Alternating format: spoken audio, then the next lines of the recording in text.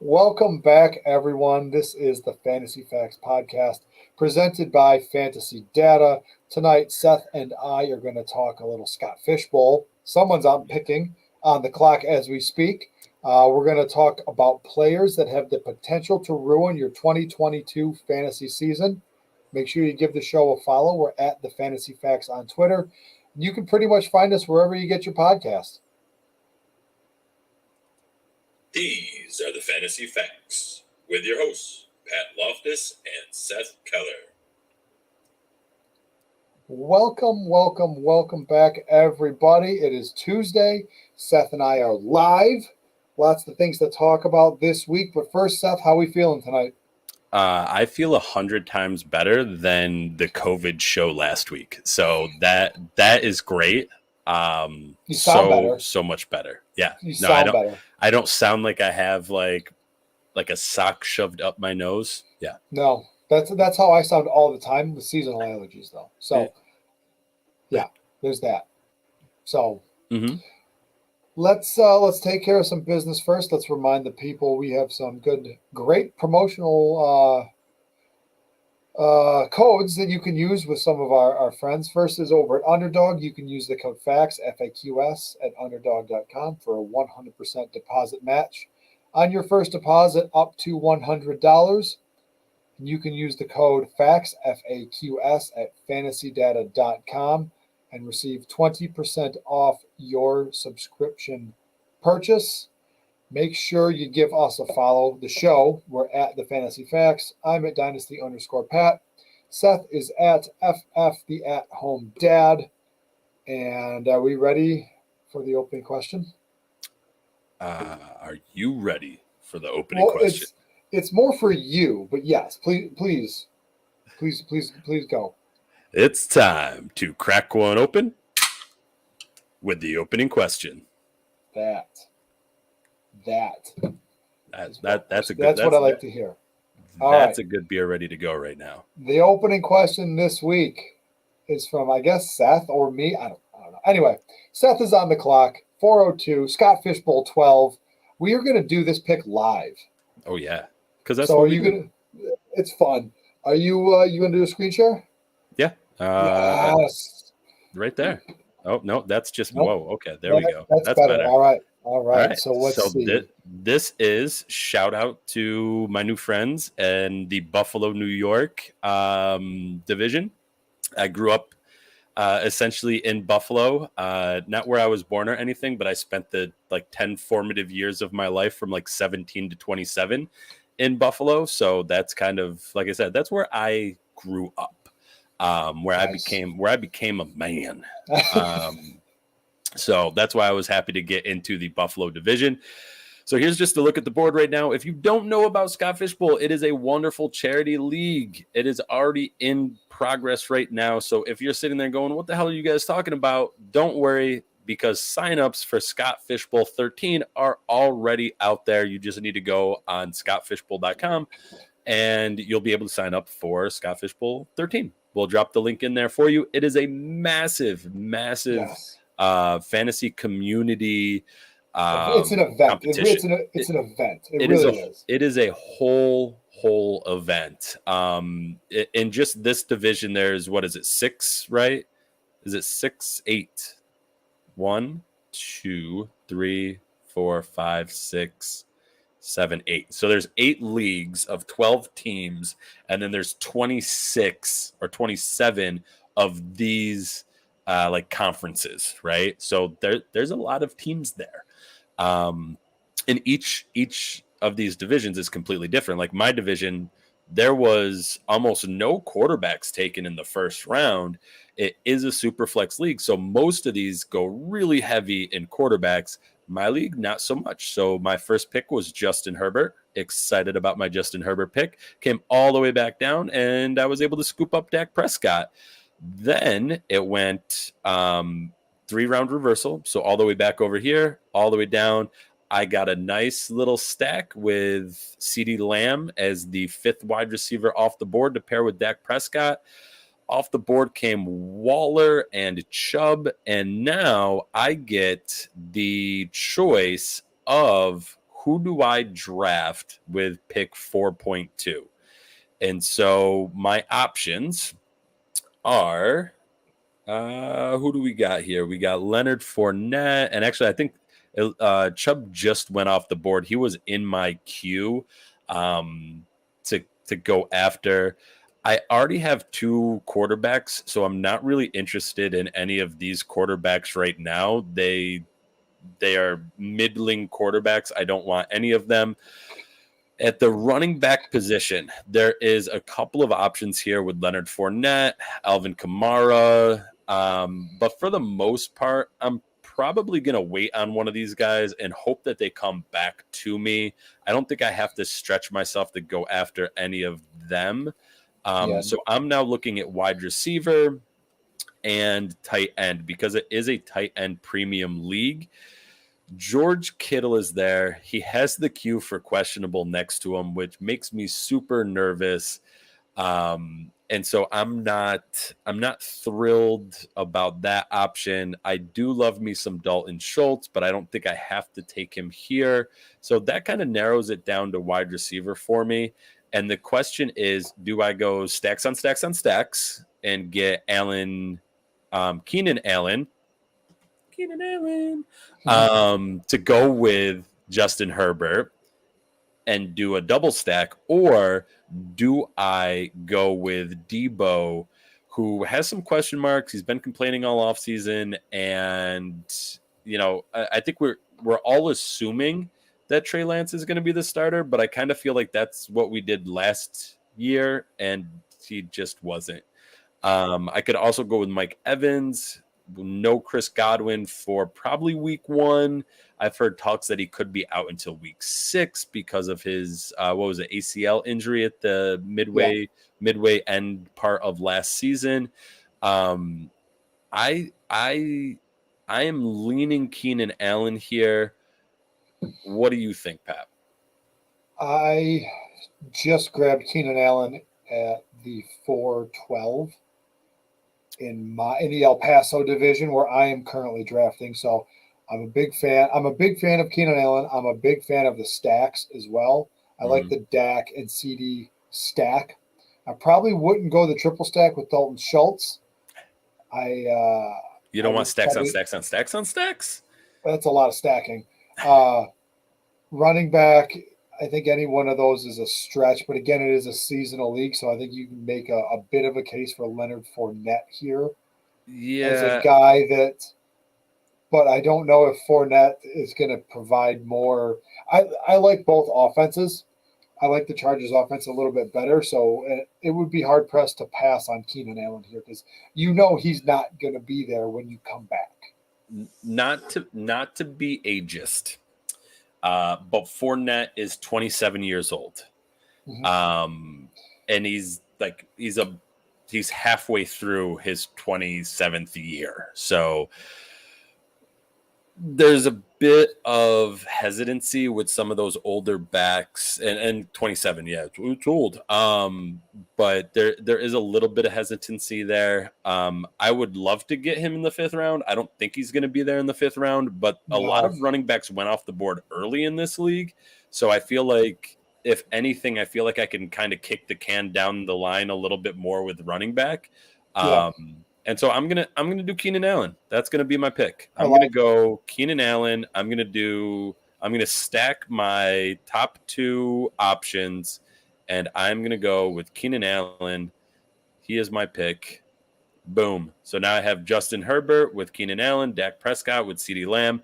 My top 4 picks are all stacks on stacks on stacks, and I feel good about it. Like I feel like the industry and fans in general have gone almost past the line. Like, I always talk about like the pendulum swinging, right? Like it was so far over here where people didn't realize the importance of stacks. And now I think we've swung. We're either swinging or we have swung to like the other part where it's like, now we're getting stacks just to get stacks. Stacking, it works. But it only works if you're not going to stack. I think you're going to stack like the Bears, or you there are certain offenses you probably shouldn't be stacking, right? And looking at your team, stacking the Chargers and the Cowboys is a good thing. They should be good. I went quarterback early. I went Hurts and Brady at 112 and 201, and my dream would have been coming back at 412 would have been Mike Evans, and Mike Evans went at 410. So now I'm pivoting to a later round Tampa Bay stack. See if I can get my hands on some Russell Gage, and then same thing with Philly. AJ Brown is no longer there, but I can go for a Devonta Smith or a Dallas Goedert stack, which I wouldn't have a problem with either of those. I'm looking at, again, doing the double stack as well in my league. And with it being a tight end premium, the Goddard stack could be interesting depending on where you can get them. And that's one of the great things about Scott Fishbowl. And this will be the last Scott Fishbowl point before we move on. But one of the great things about Scott Fishbowl is that because there are so many divisions, there's so many leagues that are drafting, right? It's 26 or 27 times 8.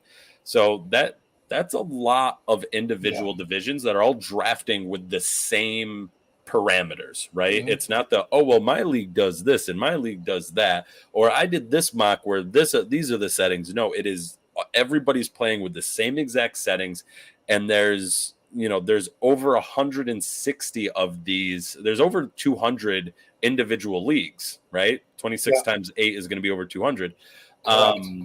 So I can do it sometimes. And so like you actually get a true kind of distribution of what players' ADPs are in real life, because a real person drafted that player every single time. And so when you look at Scott Fish ADP, you can actually see like, hey, this guy went from like this range to this range, and I can get a sense of what his value may be. And if I know I have a Dallas Goedert lover in my league, I know that ADP of, whatever the 7th round isn't going to hold, because that Dallas Goedert lover is going to move it up. Right. If I really want Dallas Goedert, I need to stretch for him. Yep. And here's where that upper percentage of people that drafted Dallas Goedert kind of took him in the Scott Fish Bowl. It gives you a bit of a sense of real life where people went. Yep. So. All right. That's enough Scott Fish Bowl talk for one night. We get 2 trades to cover. So 2 trades have occurred. I like it. 2 trades have occurred in the last week that we need to discuss. Shall we head to the news desk? Do we really need to discuss them now? Real quick. Yeah. One, yes.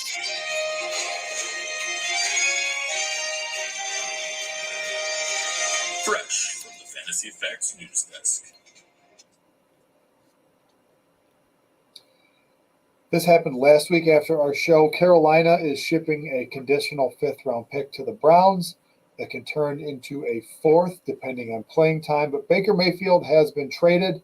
He is now in Carolina.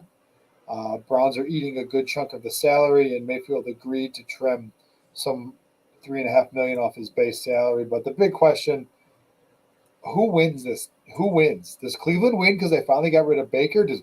I think Baker wins because he's finally out of Cleveland. I don't really like this for anyone. I think it's a win. It's a win because Cleveland wanted to get out of Baker Mayfield's contract, and they did mostly. They split the his contract, right? So he was owed $18.5 million. Yeah. I think the Browns are still eating 10 and a half.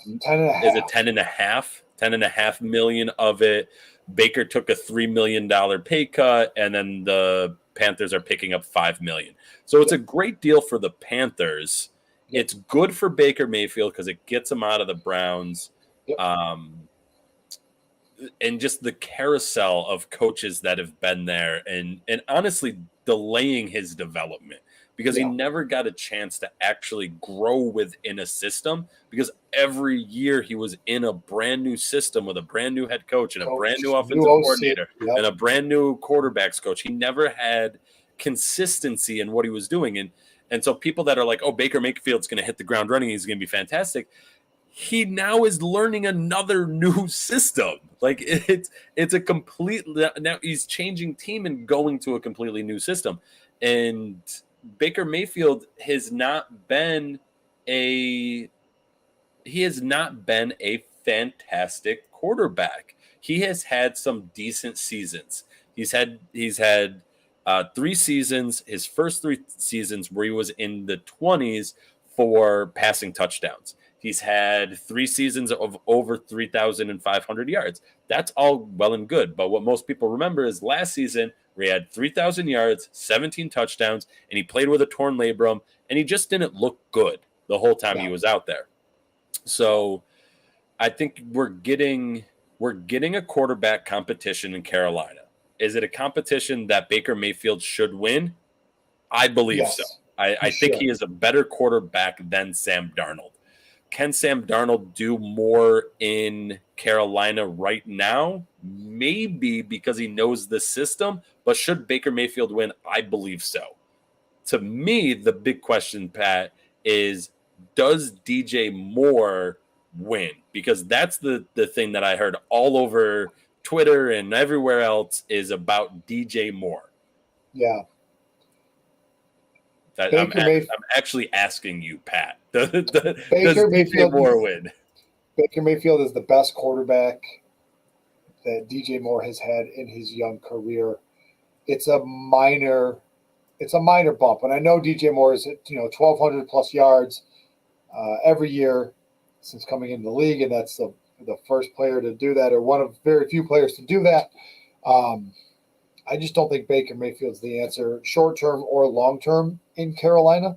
He's the best quarterback they've had there in a few years, but I don't know. I like Baker Mayfield. I think the damage has been done both mentally and physically. Nothing against Baker Mayfield. He seems to be well liked in the locker room. Seems to be a guy that can lead. He's done it ever since Oklahoma, but I just think I don't like it. I don't like any of it. I'm glad he's out of Cleveland, but I want no part of Baker Mayfield or really DJ Moore. Yeah. So the one thing I will say is that even in a bad season, Baker Mayfield still threw 3 more touchdowns in his season than the entire Carolina Panthers quarterback room did last year. So if Baker can get to 20 touchdowns, we should see DJ Moore top his career record of 4 touchdowns at some point. We should see it. And so is it going to be enough? And this has been the big question. Is it going to be enough to make him a wide receiver 1? I don't think so. I don't think DJ Moore becomes a wide receiver 1 because of Baker Mayfield. I think he stays a very valuable wide receiver 2 and will have a couple of weeks where he is a great wide receiver 1 for you, but I don't see him being like automatically jumping to a wide receiver 1 caliber player. I'm happy to get DJ Moore in the 3rd, 4th, maybe, depending. If the question is in my league, do I have somebody that is either a DJ Moore stan or a Baker Mayfield stan? Because if I do, I'm not going to get him because they're going to be taking him in the 2nd round because they think he's jumping into that wide receiver 1 echelon, and I don't believe that. Let's move to New England, where N'Keal Harry finally traded from New England to Chicago for a 2024 7th round pick. It sounds like a fantasy football trade that I've made in the past. and for him to have fallen so hard. Yeah. So hard. What I know he was a first round conversation in fantasy realms. Was he? I don't remember what he was drafted at. Was he drafted in the 1st round also? First round of the 2019 draft. Yeah. So he went from a 1st round pick. He was the last pick. He was the last pick of the first round in 2019. Yeah. So from a first round pick all the way to a 7th round pick, that's not good drafting. That's not good value. New England Patriots. No, I mean, And maybe New England should have listened to me when I was saying N'Keal Harry shouldn't be everybody's a number one. He body catches the shit out of the ball. And yeah, when you watch only highlights, he looks like he has great hands. But when you watch every single catch that he's making and you watch the whole game, he's body catching everything. Now, is that why he's not a great NFL football player? Maybe not. But I just want to pat myself on the back for pointing out that he shouldn't have been. Like I was one of the people saying Harry should not be a number one wide receiver. And this does absolutely nothing for me in terms of Chicago. I don't care. It doesn't move fields. No. It doesn't make Harry a dynasty buy or a best ball pickup or, God forbid, a redraft one. God, no. It doesn't affect Mooney. Doesn't affect anybody. Doesn't affect Cole Kmet or David Montgomery. It's literally one of those things where it's fun to talk about in fantasy circles because it's such a fall from grace. Yeah. All right. Let's get to the main portion of the show tonight. The main event. Maybe that's our new soundbite. Ooh. That's not bad. I felt that actually felt good. We are going to talk about players that could potentially ruin your 2022 fantasy season. Now, we're not talking about guys who have ADP in like the 200s, right? Those guys are bench play. We're talking about guys that are top 60. These are, your first 5 rounds. These are guys you're taking with the expectation that they are going to be your workhorse. They are going to be the guys that carry you throughout the season and carry you to a fantasy championship. Or ruin your fantasy season because you used a top 5 pick on one of these guys and they bust. Yes. And so we're using Fantasy Data ADP. Yep. It's a great tool over at fantasydata.com. If you see it scrolling across the bottom of your screen right now, it's because you can use the promo code FAQS, that's FAQS, at fantasydata.com and get 20% off your subscription. There are so many great tools over at Fantasy Data, not just ADP, which we're using right now. And I'm going to start with the guy who has the highest ADP on the list between both of us. And he's a guy that I'm a huge fan of because he's carried me to a fantasy football championship in the past, but I'm not so much a fan of him this year. And I know you're not a fan of him in general. And we're talking Austin Eckler. It's not that I'm not a fan. I think Austin Eckler is great. I am just always nervous about him in terms of fantasy because of the historical set of data that we have around undrafted free agent running backs and the fact that they may pop a couple of times, but there's very few that have sustained success in the NFL. Like it's difficult for running backs in general to have sustained success. It's even more difficult for undrafted free agent running backs to have sustained. Wow, that's a tricky word. Sustainability. There we go. You're good. There you go. So Eckler last year, PPR leagues, he was RB2, 343 points. Career high in rushing attempts, 206. Career high in rushing yards, just over 900. 12 rushing touchdowns, which, 3, 6, 8. He had 9 total rushing touchdowns in his career before last year. 8 receiving touchdowns to go along with 647 yards. He was a monster last year. Yeah. He really was. But he had career highs in almost every single metric for a running back. That is not repeatable. There is going to be regression. And his ADP, 3.8. Yeah. You are using a top 3 pick on Austin Eckler, and you are expecting top 3 production, top 2 production. It's not going to be there this year. Yeah. Eckler is a guy that you are taking and betting on being a top 2 or 3 running back, and he won't be. Yeah, and shout out to, I'm just looking up his name right now. It's Joe Seminetti asked a question. It was an auction focused question, but it was about Jonathan Taylor and like the cost of Jonathan Taylor in auction leagues. And his response was like, he's the highest cost player at $65 on average, right? I'm sure that all depends on budget and whatnot. But the question was, is he going to outperform that? Is he going to perform at that? Or is he going to be under that? And my response was, when you have these guys that are at the tippy top already, there's not very many places for them to go.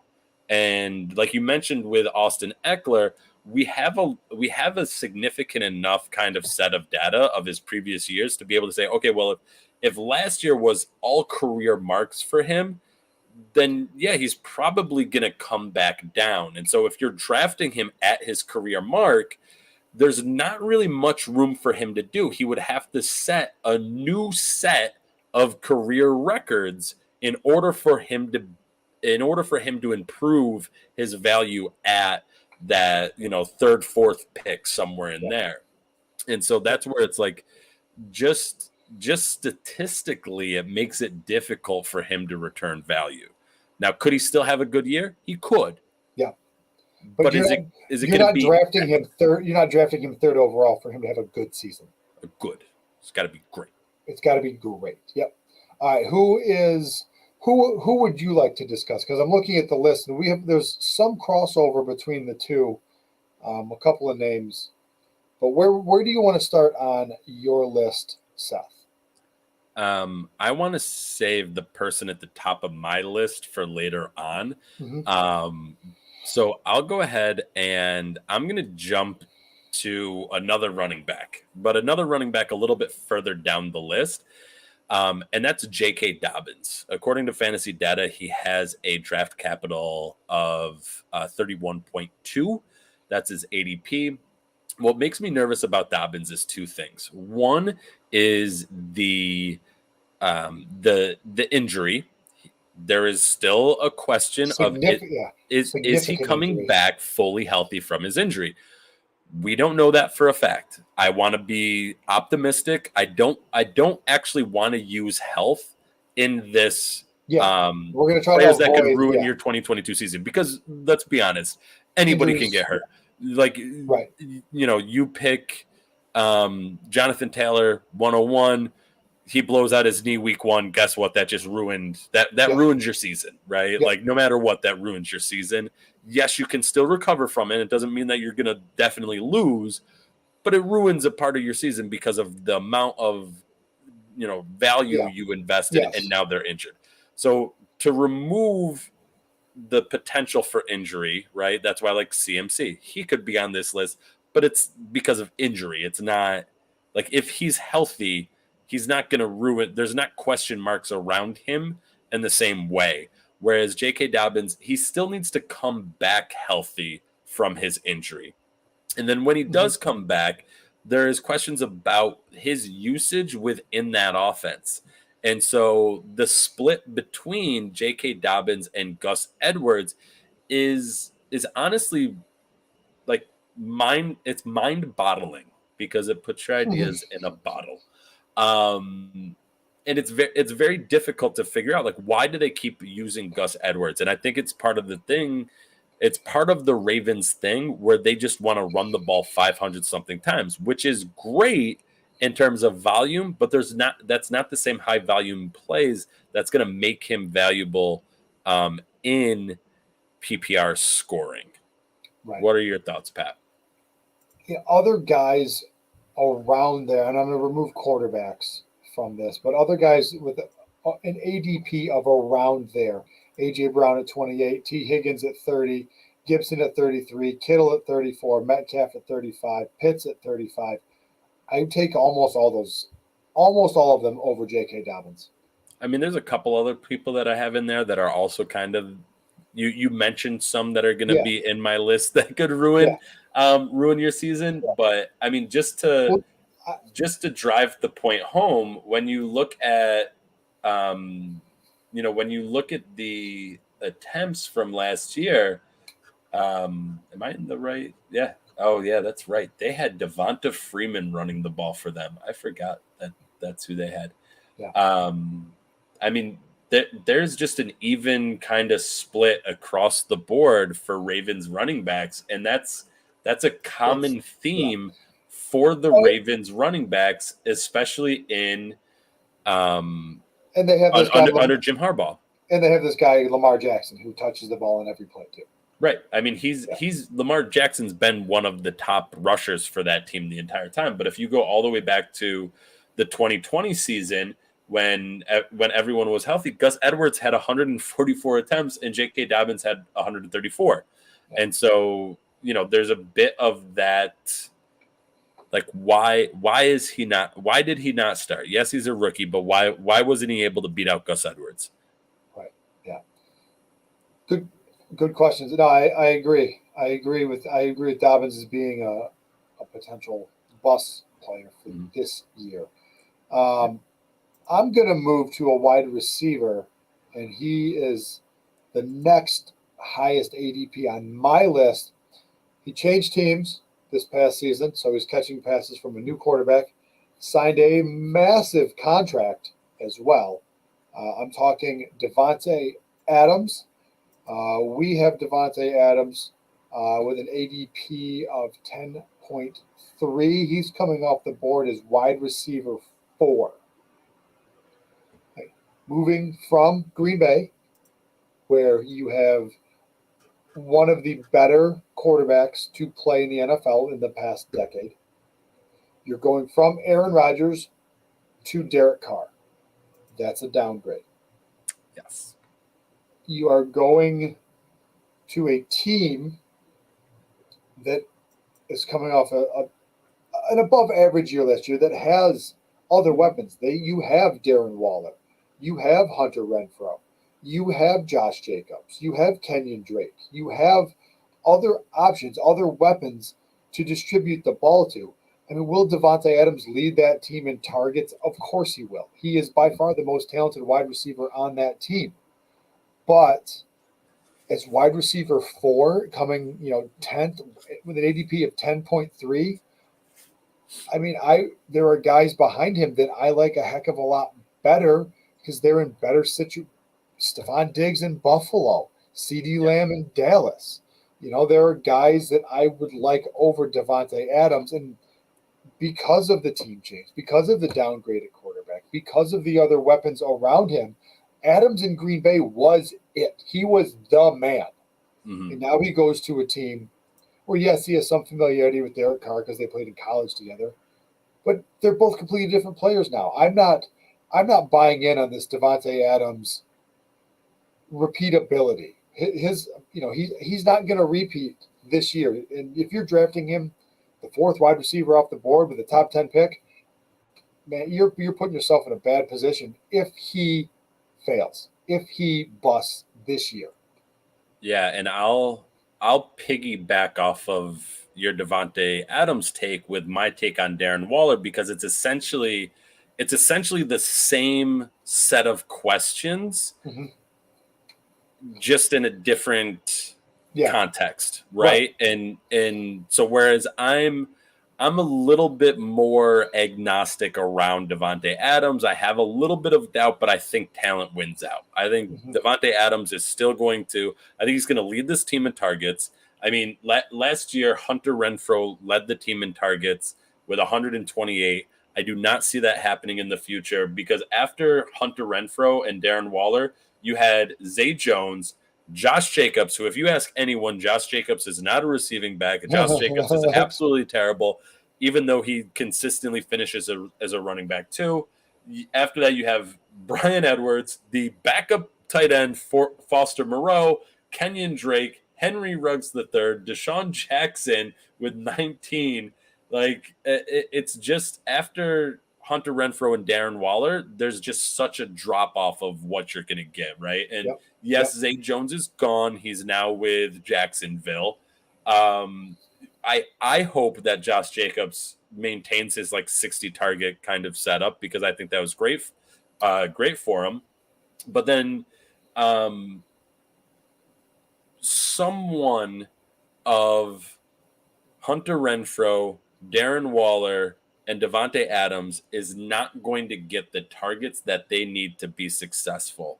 And to me, I'm more concerned with the volume for Darren Waller, because Darren Waller is a volume dependent type of guy. He was great for fantasy because of weeks where he put up, he had 17 targets. Remember that week when he had 17 targets? He is a volume tight end. He needs that high volume. Can he get more efficiency because of Devonta Adams on the field? Yes, absolutely he should. But is he going to be able to keep the volume that he needs to be successful? And that's where I bring my biggest question marks in. I think Hunter Renfrow goes down in targets. I think Darren Waller goes down in targets. And I think Devonta Adams leads this team in targets. And I'm not completely disagreeing with you, Pat, because yes, Devonta Adams is going as like wide receiver 4, and that feels not inflated. good. It doesn't feel good. It's a bit inflated. Yeah, can it happen? Possibly, but when you look at Derek Carr's numbers, he's 21 touchdowns, 32 touchdowns, 28, 22, 19, 21, 27, 23. That's a far cry from Aaron Rodgers. 40. No, but basically. Yeah. Yeah. Are you looking it up? I'm going to do it right now to see what his actual so Aaron Rodgers in recent years, 37, 48, 26, 25, 16 because he only played 7 games, 40, 31, 38. His worst 2 seasons were in 19 and 18 of his past healthy seasons have all been in the 30s. Yeah. So there's going to be an issue with the touchdowns. If Derek Carr can't take that next step. Yeah. And that to me is the number one question around drafting all 3 of those guys, Devonta Adams, Darren Waller, and Hunter Renfrow, because Hunter Renfrow is at least relatively cheap, but at ADP we're struggling tonight, man. At ADP, I'll take my chances on Hunter Renfrow versus Adams and Waller. Yeah. At ADP. That's the huge thing here. So. Right. Let's move to another tight end, and you and I both put this tight end on our list. Mm-hmm. We've talked so far about touchdown regression. This guy had 1 touchdown last year, right? You're going to see positive touchdown regression, if that makes sense. That's a thing. Maybe. But there have been other changes on the Falcons that are going to impact Kyle Pitts at his ADP. Right now, Fantasy Data has Kyle Pitts ADP at 35.5. He is the tight end 4. Again, he's around guys like Kittle, Metcalf, Connor, Deontay Johnson, Michael Pittman. At that ADP, I'll take most of those guys over Kyle Pitts. And yes, Kyle Pitts is one of 2 tight ends, I think, to eclipse 1,000 yards receiving as a rookie. Just like Ditka. Right? Yeah, I mean, I will say that I was not on board with Kyle Pitts as a rookie, and that burned me to some degree, because he definitely performed better than I thought he would. Now right. the one touchdown kept his fantasy production in a realm where it's kind of like, I wasn't right, but I wasn't completely wrong, because he still wasn't like a fantasy stud. Like he was good for fantasy, but he was not what people thought he was going to be. If he ended up with 10 touchdowns and 1,000 yards, Absolutely. Locked in. He was a fantasy stud. I was completely wrong. I think we're on a bit of the same page here with, one, is he going to repeat his 1,000 yards? And two, the Falcons last year only put up 20 touchdowns in the passing game. Yeah. And that's with a better quarterback than what they have right now. In the combined Marcus Mariota, Desmond Ridder Experience. dual quarterback experience that we're going to get this year. Yeah. Matt Ryan is still at whatever he was last year, 36, a better quarterback than both of those two. Yep. They're getting a downgrade in quarterback, and it's more. Right. I don't want to say a complete downgrade of the offense, because I don't know who they've brought in terms of the offensive line to try to shore that up. But they brought in Brian Edwards. They drafted Drake London. They still have Cordarrelle Patterson. The biggest question mark, again, is Mariota and Ridder, the guys that are touching the ball on every play. Yep. And are either of them an improvement over Matt Ryan? That's an emphatic no. And unless Desmond Ridder, and it could be the case. It could be kind of like Dak Prescott, right? Drafted in the 4th round. Tony Romo had to get hurt in order for him to come on, and he impressed over what people expected. Right? I don't think it's going to take much to over Mariota. That's the problem. I would agree with that. I'm just saying, like, is there a window of opportunity? Yes. Is it a very small? Is it like the little windows in the hotels that open like this and not actually like open? It's that, right? Yeah. It's not much, because it's a sliver. And so, could Desmond Ridder be a lot better than what the NFL draft kind of put together for him because of how late he went? Yes, it's possible. It happens all the time. Mm-hmm. I'm not willing to bank on it. And so I don't think you're going to get a Kyle Pitts that's going to, put up another 110 targets, 68 receptions, 1,026 receiving yards, and a touchdown.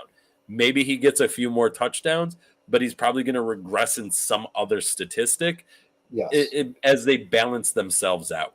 And that, to me, is the number one concern with Kyle Pitts, is that this offense, they got Drake London. That's a great improvement for the wide receiver core. But they took such a hit. And granted, Matt Ryan wasn't even that good. Yeah. He wasn't even that good, but they're taking a hit at the quarterback position.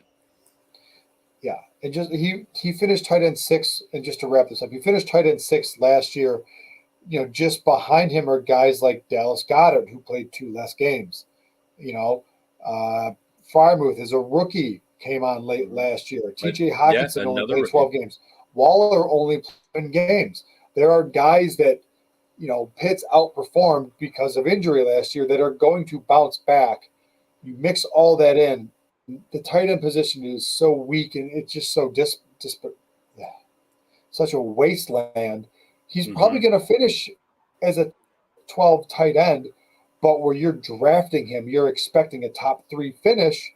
Yep. And I don't see that in his range of outcomes unless Mariota or Ridder blow the doors off. I don't think anyone is. Yeah, and so just to follow up on that, Kyle Pitts is going in the 38th and a half pick in terms of ADP, right? So in the early, I didn't switch over to PPR. There we go. Make sure you're looking at the right settings in fantasy data, because they have so many. So Kyle Pitts going at 35 and a half. That's at the end of the 3rd round. Pat Freiermuth in PPR is going at 101.2. Both rookies are, both sophomores, both impressed as rookies. Both are getting most likely either a journeyman, essential failure as a starting quarterback as their starting quarterback or a rookie as their starting quarterback. I would, if I'm going to take a swing at a tight end, I would much rather wait until my 101st pick than my At cost. 35th pick. At cost, I will take it because the production from last year was relatively similar. I mean, Pitts outscored Frymouth by 25 overall points. But I will take my chances with Frymouth that late versus Pitts as a top as a top 30 basically. Yeah, he's going to be one of your top 3 picks, and in that same range, and this is where it's important again. In that same range, there's DK Metcalf, who he's got question marks around him as well, and maybe he should be on the list. We didn't put him on there, but maybe he should be as well. Deontay Johnson, Michael Pittman, Jalen Waddle, who we're going to talk about in a little bit, but Antonio Gibson, George Kittle, there's a lot of other ways that you can pivot with that pick that I don't see the value in taking Pitts there unless there's a massive positive touchdown regression. Do you want to talk about, you said you want to talk about Hill and Waddle? Yeah, we can jump over to Hill and Waddle. Because we both put Tyreek on here, but I brought up Kyle Pitts. You go ahead. You talk about Tyreek. Let's talk Miami for a minute. Yeah, and it's really the Miami wide receivers, and this is a league specific type of point that I want to make. Right, in redraft in a managed league, I do not want Tyreek Hill and Waddle on my rosters. If I'm playing redraft, I'm more likely to pick one of them up. The big concern for me is them vulturing off of each other because of similar playing styles. And the caveat to this also, and this is why I like them for best ball, is because they have the ability to create their own space. And so is there going to be a week where Tyreek Hill gets a slant, jukes a safety, and is gone for a 70-yard touchdown? Probably. Is there going to be a play where Jalen Waddle does a double move, ends up wide open, and probably has to slow down for a pass from Tua? That's a cheap shot. Probably going to happen. Cheap shot. But that's the thing. Do I think Tua is a quarterback that can support you're essentially looking at 2 top 24, top 20, top 15 wide receivers. And I will go with Kirk Cousins was able to do it with Thielen and Diggs, but they're also different players. Say that again? And Justin Jefferson. Did he do it with Thielen and Jefferson, or Thielen and Diggs, or all of the above? I don't remember. I'd have to go back and look at the exact numbers to see if he did it with Jefferson and Thielen. Thielen has been injured a bunch of times with Jefferson, so I don't know if he was able to accumulate enough stats to be able to hit that point. But I know for a fact he was able to do it with Thielen and Diggs. Yeah. And anytime you think of those tandems, even a T. Higgins and a Jamar Chase, they play different styles of wide receiver. They play different positions. They're deployed in different ways. And Tyreek and Waddle do a lot of the same things. And so they're going to cannibalize off of each other, which to me actually makes Waddle a very interesting prospect for DFS and best ball, because he's going to be at a lower price. And if you pick the right week, when Waddle is the one that, creates his own space and is able to put up the big fantasy play, perfectly fine with that. If I'm managing and have to choose, okay, is this the week this happens? I don't want to do that in a managed league. And that's why I'm off of both of those two guys at their current costs. Yeah. I mean, Tyreek Hill is where did it go? Here it is. Tyreek Hill is coming off as wide receiver 8 with an ADP of 21. So that's back end of the second round. Mhm. And Jalen Waddle is coming off the board as wide receiver 16 with an ADP of 41.3, putting him squarely in the middle of the fourth round. Yeah, So these are guys that, especially Tyreek Hill coming off the board at wide receiver 8. We've knocked Kyle Pitts, we've knocked these guys for coming into a new quarterback, and Tyreek Hill going to Tua is a huge downgrade from Pat Mahomes. Just like Devonta Adams going to Derek Carr from Aaron Rodgers is a huge downgrade. There's going to be some regression for Tyreek Hill. And if you're taking Tyreek Hill as the wide receiver 8 and expecting him to perform like he did over the course of a full season with Pat Mahomes, it's not going to happen. Can he have blow-up games where he takes a slant to the house? Yes. Is he going to have some of those games where he's putting up 25, 35, 40 PPR points? Yeah, probably. But it's going to be few and far between because those opportunities just aren't going to exist in that Miami offense because of Tua, because of Jalen Waddle, because of Mike Gesicki, because of just other things around him. And there's no Pat Mahomes. Right. And that's the point that I was just going to make, right? Tua in his entire career has one more passing touchdown than Patrick Mahomes' worst season of his career, minus the season where he essentially sat out the entire game. I'm doing the math, and that does not bode well. That's not good, right? No. And I mean, Tua had a season where he was hurt, but Tua has thrown for 27 touchdowns over his career. It's been 2 years. Over his 2-year career, Patrick Mahomes' worst season where he's been the starter has been his 2019 season where he only threw for 26 touchdowns across 14 games.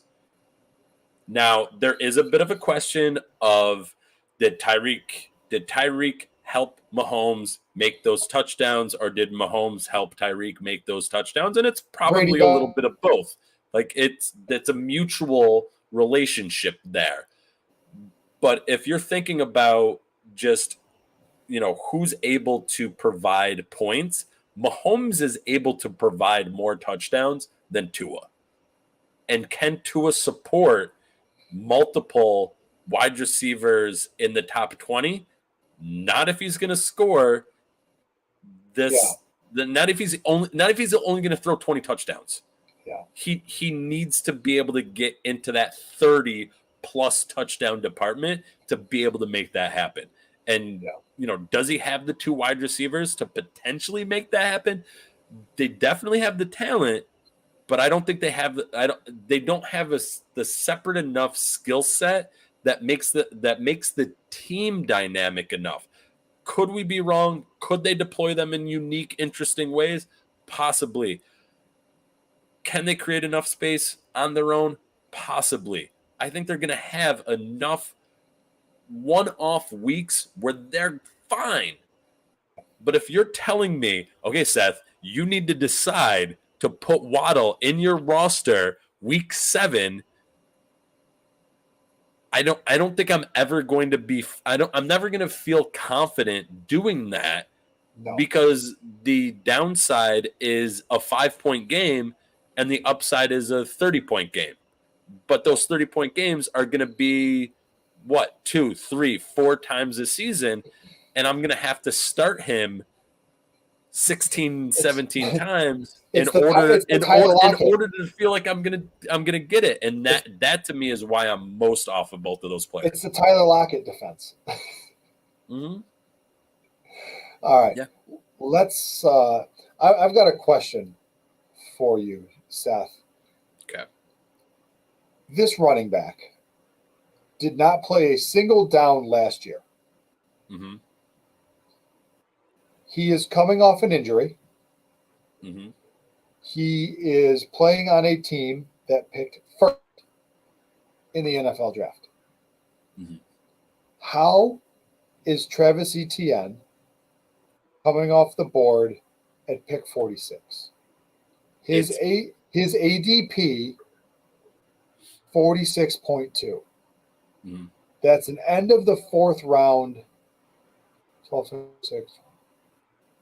No, I don't understand it. Make it make sense.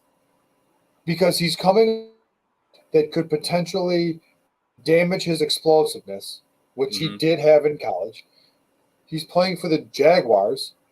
All they did was go out and add a shitload of wide receivers for Trevor Lawrence. Mediocre wide receivers also. I'm agreed, but I make it make sense for him to be coming off the board there ahead of guys like Michael Thomas, like Chris Godwin, like DJ Moore, like Damian Harris, like Brandon Cook. All of those guys have an ADP later than Travis Etienne. Make it make sense, because it doesn't make sense to me, because I want no part of Travis Etienne there. I don't trust anyone in that Jacksonville offense. Yeah, is essentially what I am assuming the argument is, because I fully don't understand it. There is upside with Etienne. There totally is. Mm-hmm. But not in my first 5 picks. In my first 5 picks, I don't want to take a guy coming off of a major injury. And I don't want to take a guy whose path to success requires him to essentially take every touch for the running back position in Jacksonville, right? So if you say, okay, well, he would be the lead running back. Okay, well, last year the lead running back was James Robinson. He had 78 yards rushing and 222 yards receiving and 31 receptions and 8 total touchdowns. That's okay. Yeah. Okay. That's okay.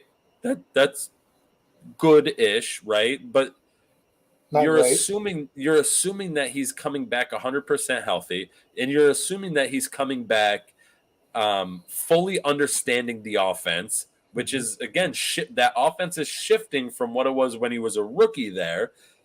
So any knowledge of the playbook that he was getting as a rookie while sitting out is going to be relearning what that new system is going to be. Yep. And it's still a bad team. And so was James Robinson able to do it a few years back? Yeah, that was great. Are you hoping to capture lightning in a bottle twice? Because that's what I feel like people are pushing for. Either that, or they're holding on to hope of Travis Etienne was one of my favorite rookies from 2 years ago, and I want to still hold on it. It's the Trevor Lawrence Clemson connection. We've hit on it, I think, earlier in the show, started diving into ADP and more serious conversations. But Lawrence to Etienne. Lawrence is going to dump the ball off. It's got to go somewhere. Why not go to a familiar face in Travis Etienne? I get it. Oh, Trevor Lawrence, who threw 12 touchdowns. That Trevor Lawrence. 12. That one. That Trevor Lawrence, yes. And I get he's going to take a step forward, because, goodness, if he takes a step back from 12 touchdowns, I mean, he had 3,600 yards, but come on. Come on. There's not really – and he has to take a step forward, because there's nowhere left to go backwards. If Etienne's ADP was down there with the likes of Tony Pollard, even James Robinson, if we're talking in the 60s, 70s down there, yeah, absolutely. But I'm not using a top 5 pick, a 5th round pick or better on Travis Etienne. No, thank you. And if you're banking on Etienne to be even your RB2, let's say you want to go a heavy RB draft strategy, right? And you're going with like a Zeke or a Kamara, somebody late in the first round. You're coming back with another run. You're going 3 running backs early, and you're getting Etienne in the 5th round. No, thank you. No, I don't like that. I don't like that at all. Yeah. God forbid if Etienne is your RB1 on your team. Oh, no, thank you. Yeah. No, thank you.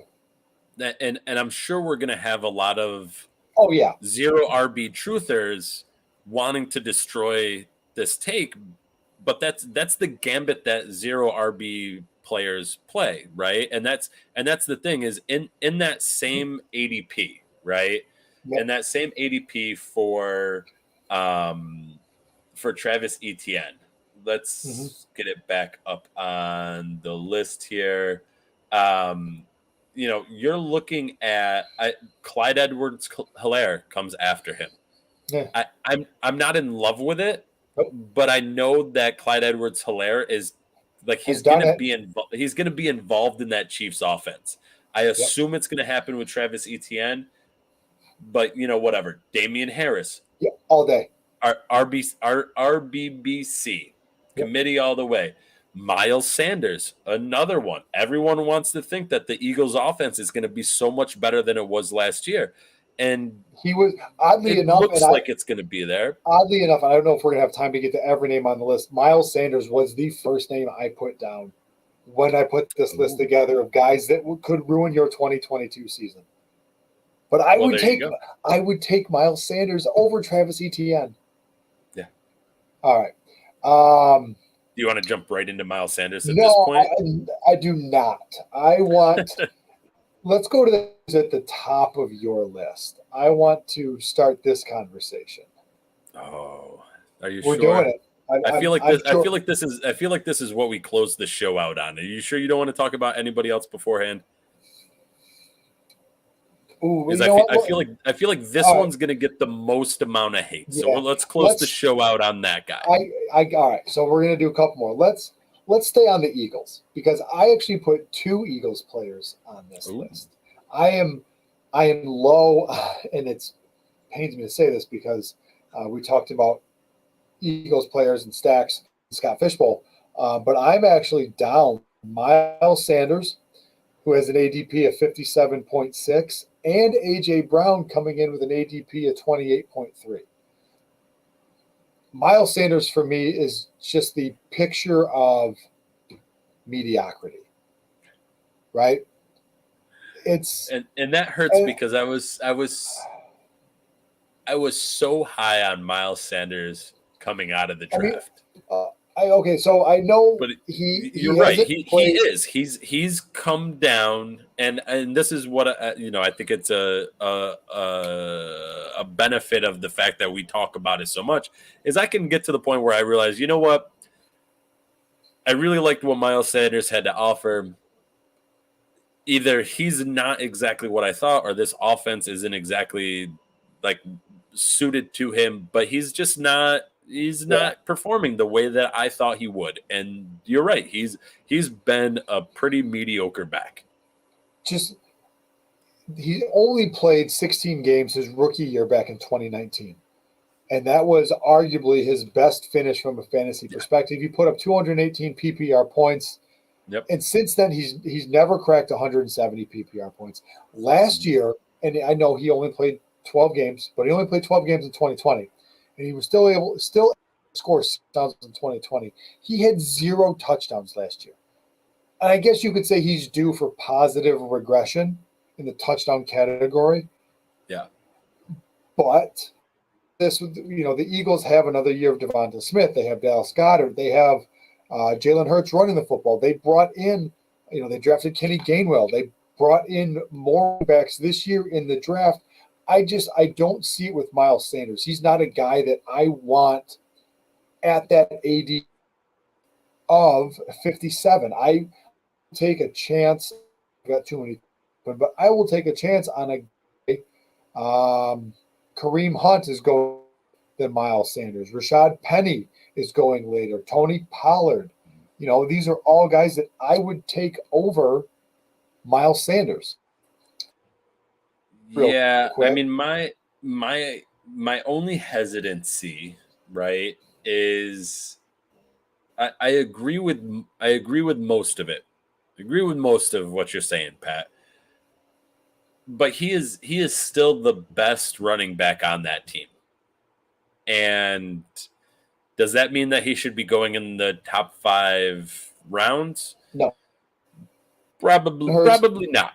Probably not. Jalen Hurts is the best running back on that team. Fine.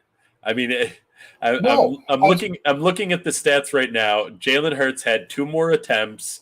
Granted, he played 3 more games, but he had 2 more attempts, 30 more yards, 10 more touchdowns and an average of 5.6 versus Miles Sanders' average of 5.5. The only thing that Miles Sanders did better in the rushing category is Miles Sanders had a Blocking. 38-yard run as his run, and Jalen Hurts' longest was only 31 yards. So no, and that's the value that Hurts brings. It's with his feet. Yeah. Looking at A.J. Brown, a guy that the Eagles traded for on draft night, A.J. Brown is going off as wide receiver 11, ADP of 28. You're taking him early in the third round with a quarterback that I think was 61% for accuracy last year. A.J. Brown is on paper the wide receiver 1 on that team, but he's also competing against Devonta Smith. He's competing against Dallas Goedert. Hell, he's even competing against Miles Sanders for targets. And you've got an inaccurate quarterback who likes to run the ball. I don't see. It's not like he's in Tennessee where Tannehill was better. He was more accurate. Tannehill was better at throwing the football. A.J. Brown, there were no other competition for targets there. All Tennessee did was turn around and hand off to Derrick Henry or throw the ball to A.J. Brown. He doesn't get that in Philly. Either of these guys at cost or at ADP, I don't like, and I'm not trusting either of them to be like bell cow, wide receiver 1s. Even I'm not trusting Miles Sanders to be an RB2 on my team. Sorry, rant over. I just pissed off Philadelphia. Right. Philadelphia is mostly pretty angry anyways, and now you just made them all matter, Pat. Way to go. Looking at the stats, right? Mm-hmm. And again, this is season-ending stats, so it's not like a weekly basis type of thing. But Tannehill was better in 2020 because he threw 33 touchdowns. But through most of Tannehill's career, and granted a lot of that was in mismanaged Miami, but even when he's in Tennessee, he's at 21 touchdowns, 22 touchdowns. He doesn't offer the rushing game. He has decent passing yards, 3,700, 3,800. So, yes, he's getting more yardage. He's getting a better completion percentage, but he's only getting a handful more touchdowns in like his typical year in Tennessee versus his 1 year where he had 33 touchdowns. So, the most valuable part of fantasy is the touchdowns, right? There's not a huge difference there between the two. Now I think Tennessee was a better team. I think Philadelphia is becoming a better team than Tennessee right now. And I think Tennessee is about to go through a painful, the middle of the tier dynasty team in your league where it's like they're just in the middle and they have some aging players and some new players and they're not ready to do a full rebuild, but they're also not ready to like compete and move to the next level, and they're not ready to like really move anywhere. They're just kind of stuck in the middle. That's the Tennessee Titans. The Tennessee Titans are just stuck in the middle. And, can they be a playoff team? Yes, but they're going to be a playoff team bounced in the first week playoff team, unless Derrick Henry just goes completely apeshit and runs over an entire team, which is a possibility with Derrick Henry. But I think the only reason why I'm not completely down on Philadelphia is I think that is a team moving mostly in the right direction. The biggest fulcrum of that team is Jalen Hurts and his ability to be a quarterback over a running back. And that is going to be the crux of that team. He's either going to become a better passer and have a better understanding of pressures coming at me. This is how I can deal with it and still throw the ball to the open receiver versus bailing out, running around, doing 3 pirouettes, and then getting like chased to the sideline and throwing it out of bounds. Yeah.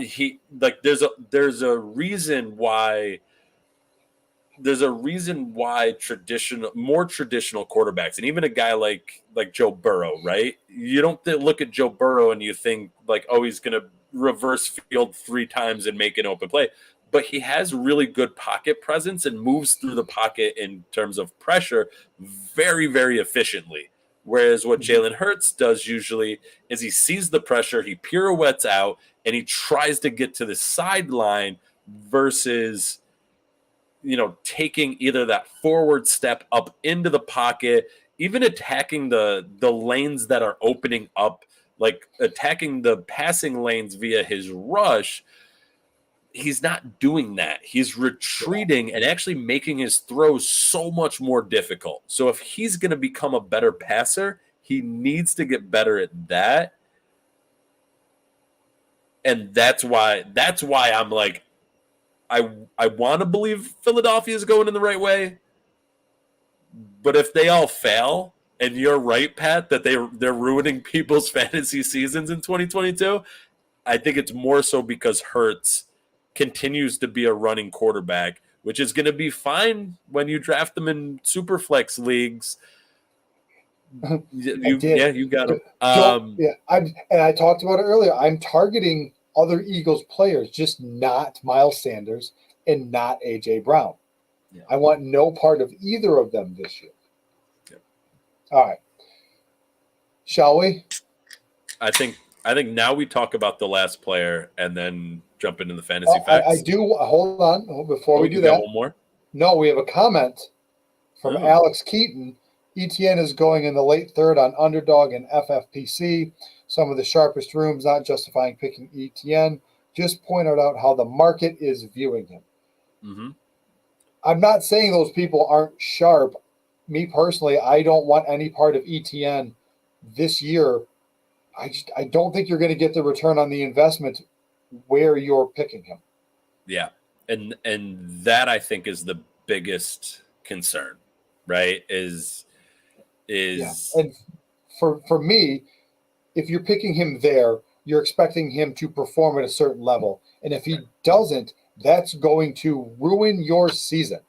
That's the whole premise of this show is guys that are going to ruin your season based on their ADP. Yeah. And Alex, even I'm going to take it real quick. Even regardless of your build, this becomes a ruining of your season, because let's say you're going RB heavy, right?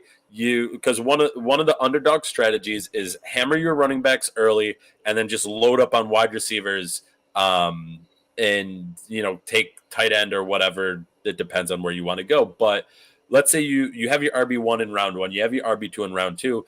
If you go RB3 in round 3 and take Etienne, think of the wide receiver value you're passing up there. Yeah. Right? Yeah. And so and then if you flip that and you go, all right, well, what if I go 0 RB? Now Etienne in the third becomes your truthers of 0 RB would tell you that if you're taking an RB in the third, you're not actually doing 0 RB. But whatever. Skipping semantics. You don't want Etienne to be your number 1 RB. And I think that's where you and I, Pat, are agreeing that you don't want him to be your RB1. Right. Do I want the potential of Etienne being great? Abso-flogging-lutely, because I think he could be. I honestly think Etienne could be great. I think he could have a great, maybe great's the wrong word. I think he can have a good 2022 season, but I don't want to pay a top 3 pick for him. I don't want to pay a top 4 or 5 pick for him, because I don't. It's about the return on investment, and I don't see that happening with taking him in the third round. He would need to have a great 2022, and I don't see it. Alex, appreciate the comment. Thank you. Let's wrap this up. Let's wrap this up with our last player here. Seth, take it away. Okay. So I pissed off Philadelphia. Oh boy. I mean, I live in New York, and I'm about to piss Yeah, off New Yorkers. And honestly, they're rational football fans. You'll be fine. oh, completely rational. And honestly, here's the thing: I don't think I'm going to piss off very many Jets fans.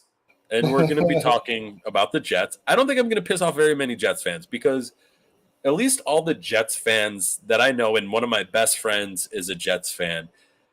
All of the Jet fans that I know, they are painfully self-aware of how bad their team is and how bad their teams progress through seasons, right? Yeah. My really good buddy is a Mets, Knicks, and Jets fan. His life is just all pain all season long. And it's one of those things where it's like, oh, look at the Mets go. They're looking pretty good. It's April. Wait till May. They're gonna suck. And it's like clockwork. And it's They suck in May.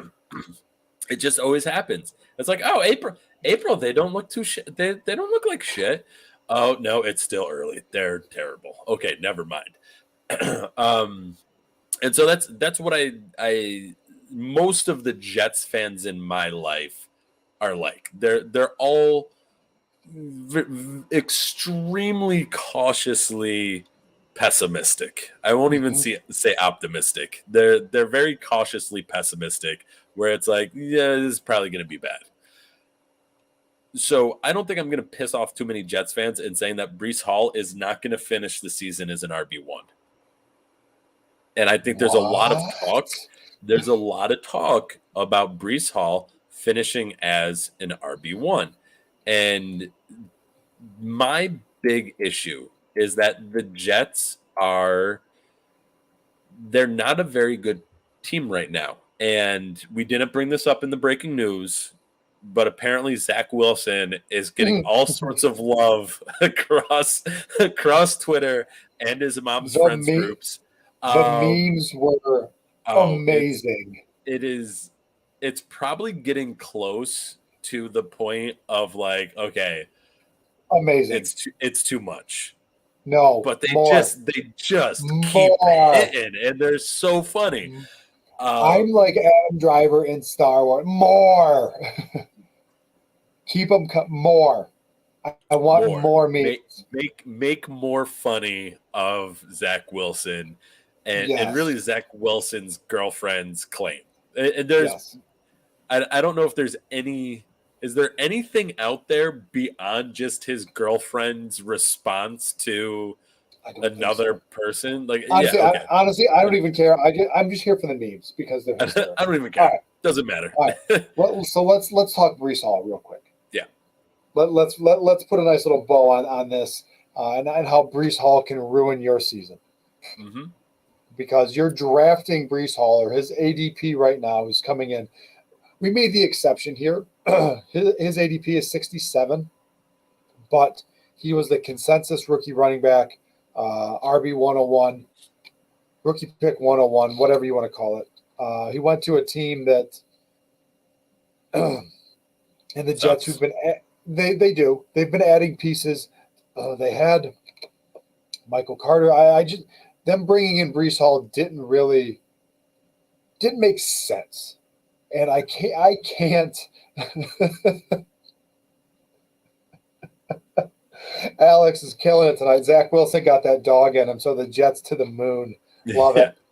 Love it. I mean, as much as I want to believe that, I do. I want to believe it. I want to believe. Right. So I've lived in New York for way too long to actually believe. But anyways, you put together the Jets and their rushing attempts in 2021.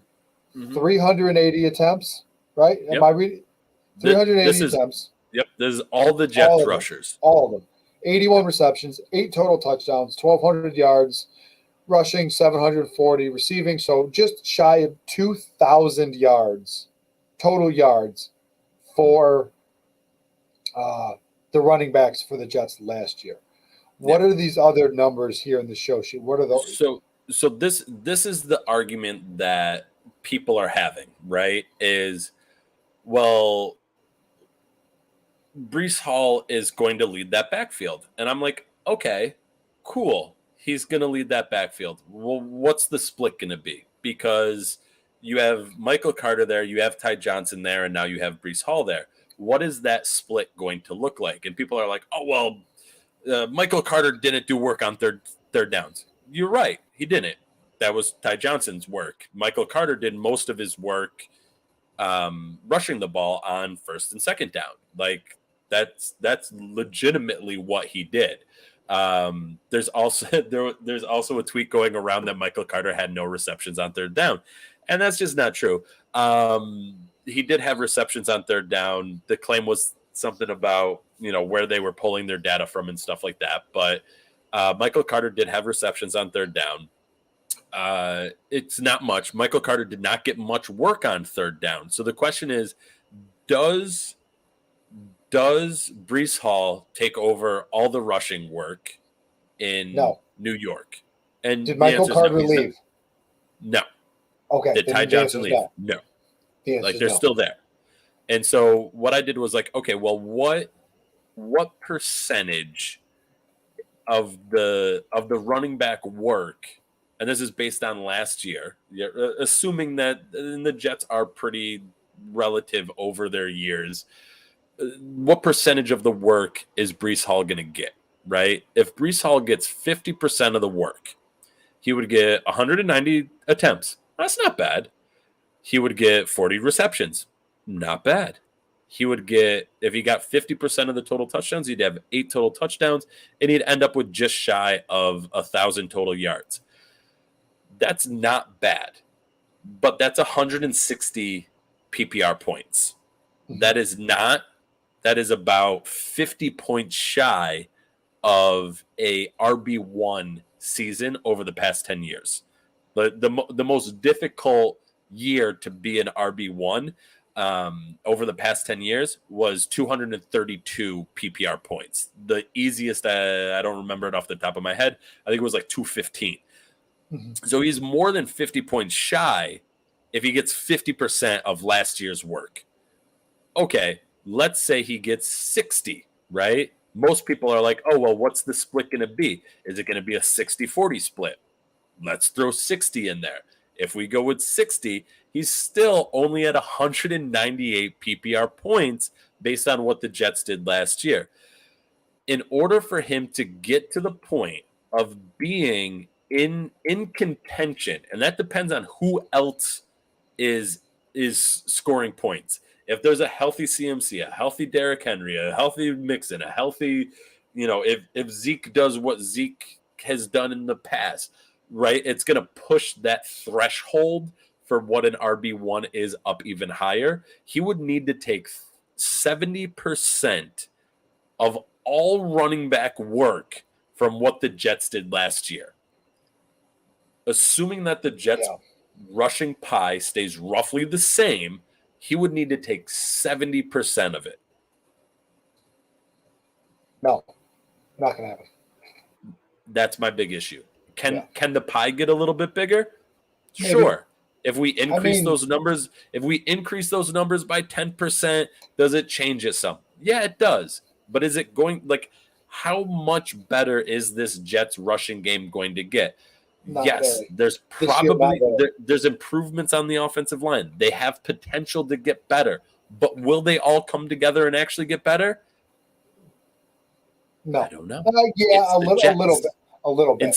In September, they might look good. Yeah, but come October, we'll see. Yeah.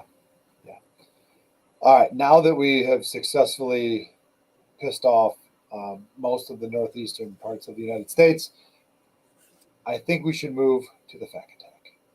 Oh, it's time for the fact attack.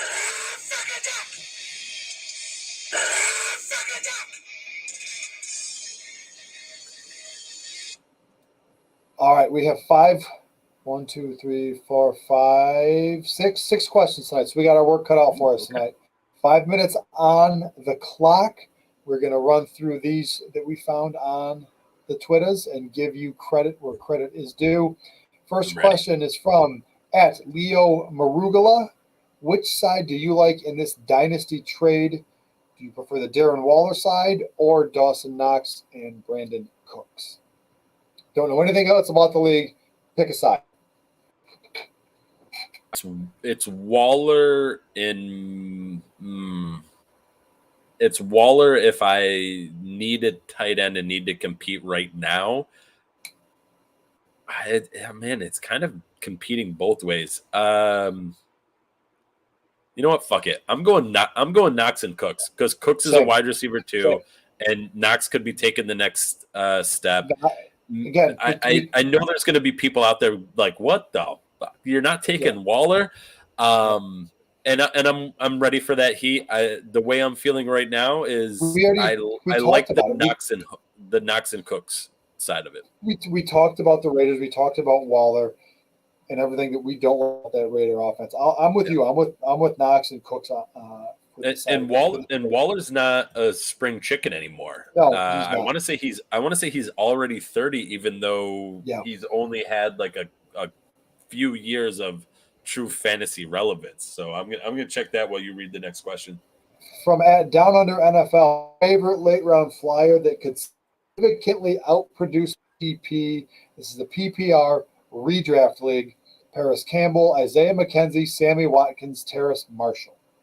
Significantly outproduce their ADP. And we're gonna have to dig deep into ADP here to find these guys.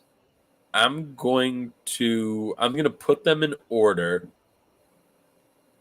It's Watkins and Campbell at the top, then Marshall, and then McKenzie. And McKenzie might have the worst ADP, but he's also like he's just not used enough in the Buffalo offense to actually to be startable in any type of league where you actually need to start people. And even in best ball, you take a 18th round pick on him. Okay, he might pay off for a week, but they're all Sammy Watkins ADP is 172, Paris Campbell 199, Terrace Marshall 209, Isaiah McKenzie 212. So if we're talking significantly outproduce, I'm gonna put Paris Campbell at the top, and then Sammy Watkins. But give me Paris Campbell out of this group. Yeah, they both have a really good situation. So yeah. All right, from @prizefinder_. Where do you want to see Julio Jones land? Green Bay, Indy, Baltimore, or other? Pick. It doesn't matter because I'm not picking him up in fantasy, and no matter where he goes, somebody's gonna pick him up. Yeah. So it doesn't matter to me because somebody's gonna waste a draft pick on him, and it won't be me. For the purposes of fantasy football, put him in Green Bay. How about that? Let him run wild with Rodgers. But I feel like that then takes away from Sammy Watkins' potential as outperforming his ADP. All right, from @Knackware. This is a 12-team PPR Superflex Dynasty League. Deshaun Watson or Jalen? Wow, that was fast. You couldn't even let me finish the question. Again, this is one of the things where it's like if he's not crossed off your list for moral reasons, and actually I've heard some talks that it's going to be like 4 to 8 weeks is what they're talking about right now for Watson's possible suspension. But no pun intended. I'm not touching Deshaun Watson in any format for fantasy football this year. Give me Jalen Waddle as well. All right, from @OU Fanatic 88. This is a Dynasty PPR league. Mike Gesicki or Noah Fant?